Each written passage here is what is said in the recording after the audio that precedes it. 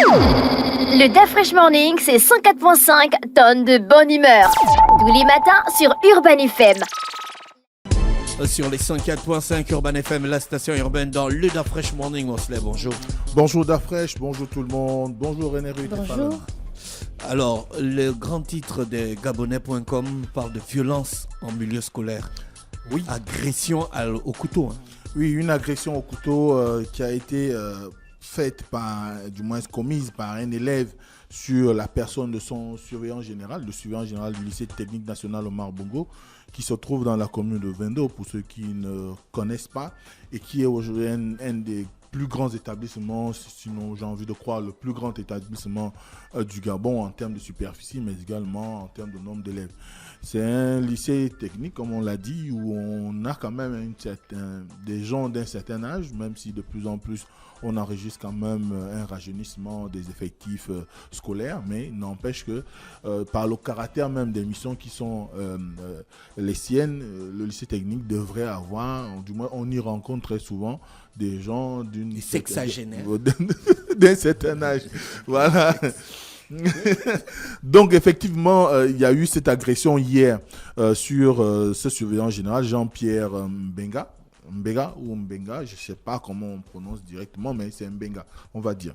Donc, d'après ce qui a été rapporté, c'est que le surveillant faisait son travail convenablement, du moins comme à l'accoutumée, c'est-à-dire circuler dans l'établissement, voir, puisqu'on était en fin de journée, il faut bien voir qui sont dans l'établissement ou pas, et s'il y a des situations qui ne rentrent pas dans les normes édictées par le règlement intérieur, ce qui est normal parce que aujourd'hui, de plus en plus, au regard des multiples dérives qu'on enregistre dans les établissements, les chefs d'établissement font souvent le choix, en accord avec les surveillants, de pouvoir vider l'établissement après les heures de cours, pour éviter qu'il y ait derrière des dommages causés soit dans une salle de classe ou qu'on retrouve un certain nombre de choses qui ne sont pas appropriées ou qu'on entende qu'il y a eu un risque ou encore donc une bagarre ou une situation qui ne serait pas de nature à pouvoir honorer l'établissement. Donc le surveillant général faisait donc cette tournée. Et malencontreusement, il a été tout de suite pris à partie par un élève dont l'identité n'est toujours pas connue et qui a fini, après lui avoir fait subir l'agonie des injures, lui a jugé utile aussi de le taillader à vie, lui laisser des marques pour qu'il certainement se rappelle ou se remémore d'ici là ce qui s'est passé. Et comme ça devient une habitude, la violence en milieu scolaire, c'est pas la première fois qu'on en parle dans notre pays.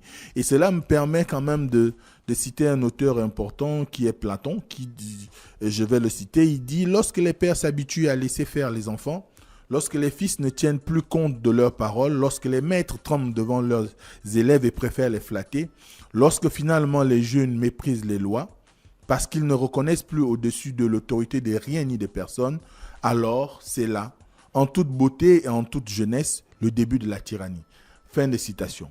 On voit bien que ces questions qui sont abordées aujourd'hui par notre société, ou bien les questions auxquelles fait face notre société aujourd'hui, sont des questions qui ont souvent eu à être traitées depuis l'Antiquité. Parce que Platon, ce n'est pas un auteur d'aujourd'hui, on est dans les années 886 après Jésus-Christ, donc et c'est dans un ouvrage qu'il a esquissé cette pensée, notamment La République. Et là-dedans, on voit bien que on est dans cette situation où au Gabon, on a de plus en plus une démission qui ne dit pas son nom. Aussi bien des parents, de l'État, de la société, et j'ai envie de croire aussi du milieu éducatif, donc de l'école. Pourquoi ? Parce qu'aujourd'hui, il n'est plus accepté nulle part qu'on arrive à une situation où quelqu'un pourrait se permettre de faire respecter son autorité. L'autorité est désormais, faire montre d'autorité dans notre pays est devenu un crime. Lorsqu'on essaye un tout petit peu de ramener la discipline, lorsqu'on essaie un tout petit peu de distiller au sein de la jeunesse ou encore auprès des gens qui sont autour de vous les valeurs qui pourraient permettre aux uns aux autres, de se constituer en citoyens de bonne moralité, eh ben, on vous traite de dictateur, on vous traite de mauvais, de méchant, de quelqu'un qui n'apprécie pas, qui ne sait pas aimer, qui n'a aucune pitié. Or, en réalité, l'objectif de l'autorité, ou faire asseoir son autorité, ou bien du moins proposer la discipline auprès de votre entourage, c'est une façon d'amener les uns et les autres à comprendre que nous sommes dans une société régulée, qui a des normes, qui a des lois. Et lorsqu'on mépris des lois, on s'engage dans une voie qui n'est pas de nature à pouvoir créer une osmose ou un meilleur vivre ensemble, eh bien, on a le devoir de vous rappeler à l'ordre. Malheureusement, aujourd'hui, c'est une norme qui a disparu au Gabon. On ne sait plus ramener nos enfants à l'ordre. On ne sait plus ramener nos frères à l'ordre. On ne sait plus ramener nos élèves à l'ordre parce qu'il y a une situation de laisser aller qui s'est installée. Chacun voudrait simplement avoir la quiétude de ses mouvements individuels. Le bonheur collectif n'intéresse plus personne. On est dans une idée où notre société devrait tourner désormais autour des individus. Or, nous vivons en communauté. Nous vivons dans une société. Et cette société-là a besoin aujourd'hui qu'on repense l'éducation de la jeunesse. Et je pense qu'aujourd'hui, les autorités de la transition qui sont à la tête de notre pays depuis le 30 août ont énoncé un certain nombre de projets, dont celui du retour de la formation militaire. Et sans avoir la prétention de croire que c'est la panacée à tous les problèmes de délinquance juvénile qu'on enregistre dans notre pays, on peut quand même noter que ça peut être une voie de sortie pour permettre à ce que les jeunes reprennent langue avec la discipline, avec l'autorité, avec le rapport à l'autre, avec le respect des aînés, le respect entre soi, le respect avec soi-même et le respect des institutions. Parce que si on ne s'attaque pas réellement à cette question qui devient épineuse dans notre pays, eh bien, à un moment donné, il faut bien que le Gabon pense à ce qu'il n'y aura pas de relève. Il est prêt à disparaître parce qu'on aura des êtres sauvages qui vont hériter de tout le travail mené par les pères fondateurs depuis 1960 et qui aujourd'hui croient qu'ils ont la liberté de tout faire. D'ailleurs, comment s'en étonner? C'est le sentiment que donne la situation qui est celle de notre pays où des individus, une minorité a pris possession de l'État et en a fait son entreprise pour l'enrichissement à des fins personnelles. Je crois que c'est ce qui aujourd'hui peut-être laisse croire à la jeunesse qu'elle est prête à tout. Et peut-être c'est aussi vers quoi on a voulu amener notre pays, croire que chacun peut faire tout ce qu'il veut tant qu'il ne s'attaque pas aux détenteurs du pouvoir parce que l'ambition est de faire en sorte que les gens tournent le regard sur les questions de gestion, de gouvernance. Or, nous sommes encore une fois en République. Nous sommes dans une communauté. Nous sommes en société. Et la vie en société commande que chacun respecte un certain nombre de règles, respecte les lois, s'habitue à l'autorité, s'habitue à la discipline et de pouvoir créer des conditions favorables à une émancipation sociale, économique et politique de tous. Cependant, si, au regard de tout ce qui est dit aujourd'hui, parce que quand on regarde un tout petit peu ce qui se passe à travers le pays, ce n'est pas la première fois qu'on a des retours sur des agressions portées par des élèves sur des enseignants ou encore des agressions qui se seraient déroulées entre élèves. Il vous souviendra que la semaine dernière, il y a une vidéo qui a circulé où on montrait une jeune dame qui a agressé son enseignant de mathématiques au lycée d'État. Donc, au LPIG, lycée Paul Djedje Ngodjo. Une fille, elle agresse le prof. Oui. Les filles aussi sont désormais dans la danse, au même titre que les garçons. Plus personne, comme le dit si bien Platon, lorsque les enfants ne reconnaissent plus au-dessus de l'autorité de rien ni de personne, c'est la chienlit qui s'installe. On est dans la chienlit. J'ai envie de le dire ainsi. On est dans la chienlit, plus personne n'a d'autorité sur qui que ce soit. Les uns et les autres veulent vivre selon leurs humeurs. Les gens veulent vivre selon leurs pulsions. Les gens veulent vivre aujourd'hui selon leur entendement, en oubliant que nous sommes une communauté de destin. Mais quelles sont les mesures au ministère de l'Éducation nationale pour endiguer le phénomène? Alors, ce qu'il faut dire, c'est que le ministère de l'Éducation nationale... C'est bien beau de nous faire ta diatribe sur l'autorité de nos jours. Mais quelles sont les mesures? Est-ce que tu as fait une recherche approfondie sur les mesures? Est-ce que le ministère de l'Éducation nationale, c'est vrai que tu ne travailles pas là-bas en plus, a pris le problème à cœur?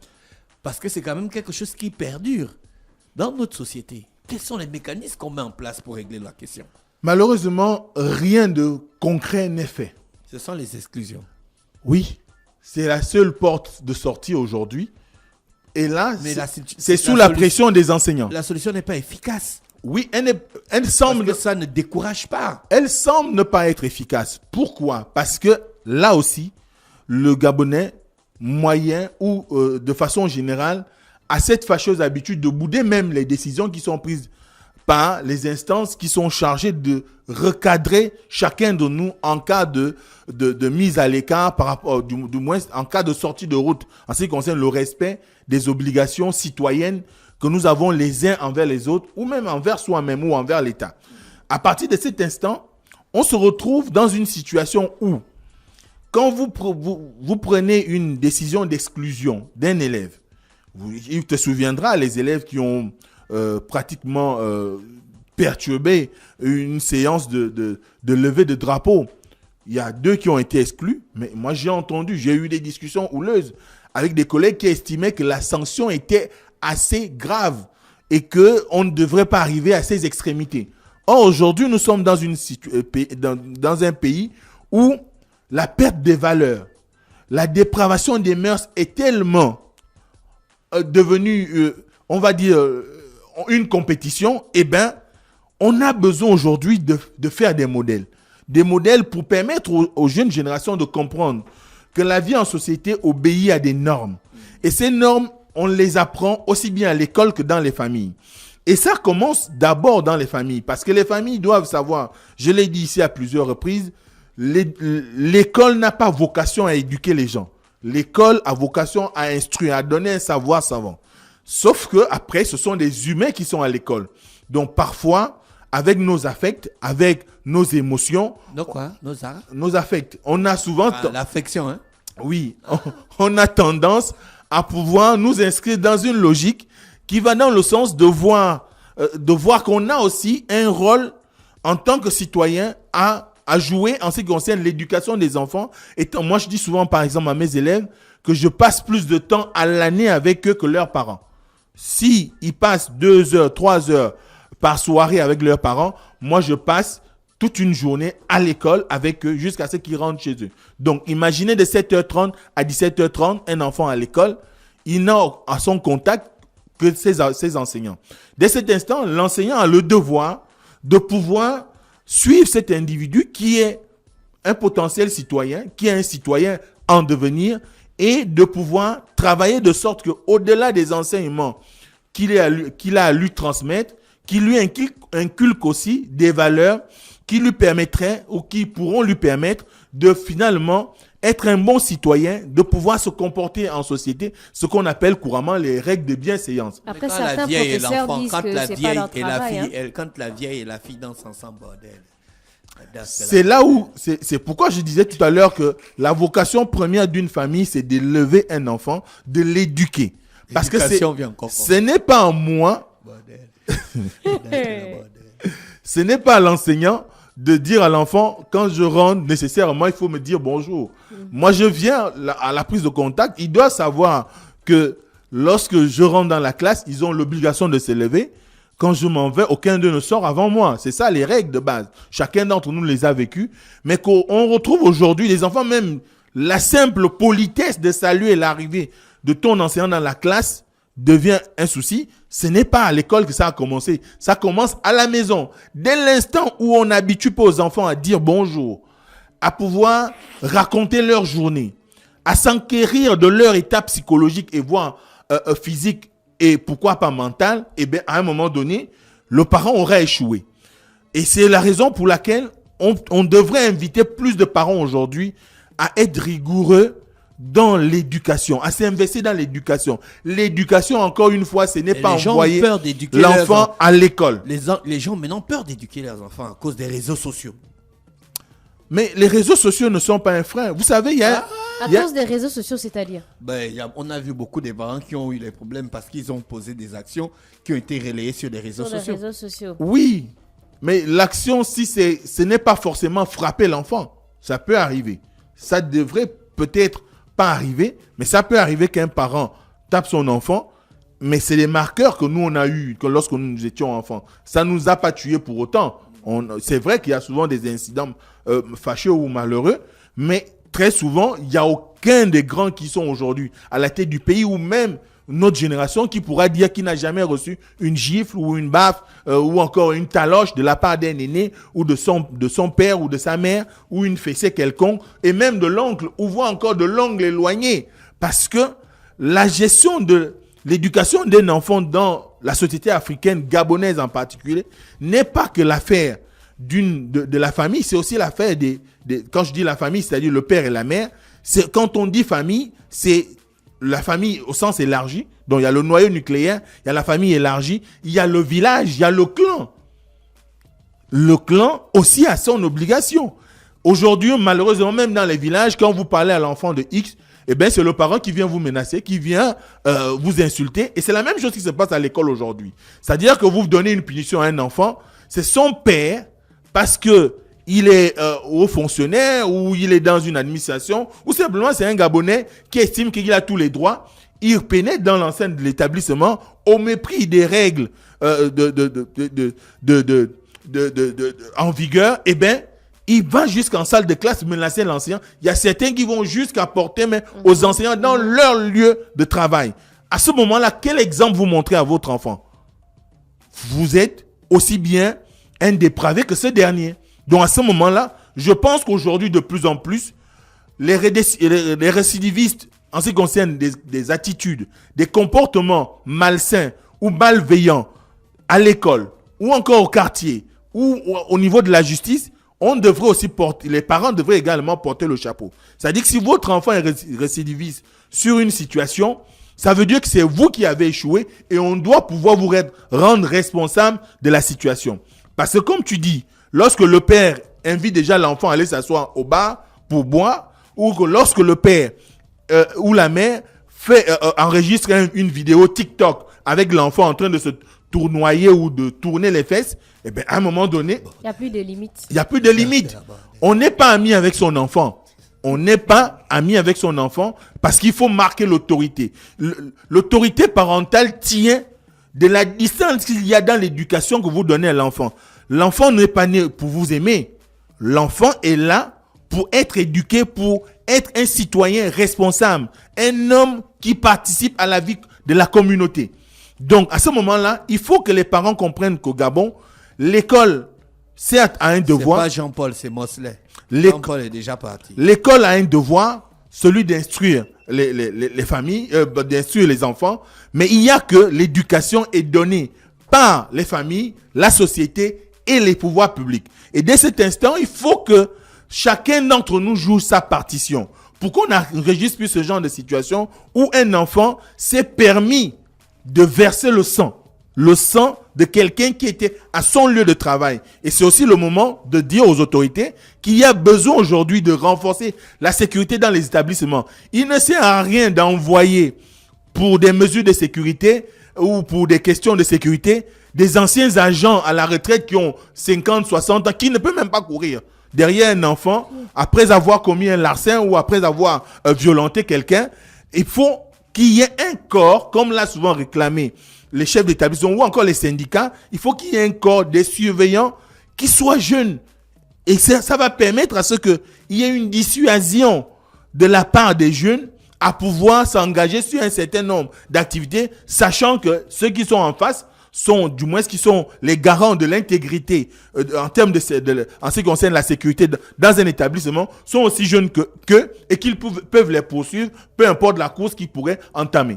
Donc, dès cet instant, il y a le besoin aujourd'hui de moraliser aussi bien la vie publique que la jeunesse. Les jeunes ont besoin d'éducation, d'être éduqués. On va jamais cesser de le dire. Il faut éduquer vos enfants, nos enfants. Il faut que la République s'en mêle. Il faut qu'on soit comme dans d'autres pays. Après, je parlais des réseaux sociaux. En Chine, il y a une limitation d'accès à Internet. Il faut qu'on arrive, nous aussi, à trouver des voies et moyens. On a de beaux outils comme la SPIN ou encore la NEF qui peuvent travailler à pouvoir créer un environnement qui permette à chacun, même si ça concerne aussi les grandes personnes, à une certaine heure, on ne peut plus suivre des vidéos à caractère, je sais pas, des films d'action où il y a trop de violence, ou des films où on montre des gens en train de braquer, ou en train de se comporter de manière indécente. Donc il faut qu'on arrive à réguler, qu'on arrive à travailler, à créer un environnement propice à ce que les enfants grandissent dans un monde beaucoup plus serein et qui soit, comme on dit chez les autres, safe pour eux. Merci Mosley avec nous ce matin sur les 104.5 Urban FM, la station urbaine. On se retrouve lundi. Nérud, c'est quoi le programme du week-end? Le soir, là-bas, on se retrouve à l'émission Urban Free. En fin d'émission, on doit avoir un auditeur ou une auditrice qui va remporter l'enveloppe de 50 000 francs. Et le week-end, on va être en mode repos. Merci à tous les auditeurs bien connectés sur les 104.5. Mosley, toi, tu vas aller faire le sport? Oui, je vais marcher. D'accord, ok. Voici l'horoscope des auditeurs. Voici. Le Da Fresh Morning, c'est 104.5 tonnes de bonne humeur. Tous les matins sur Urban FM.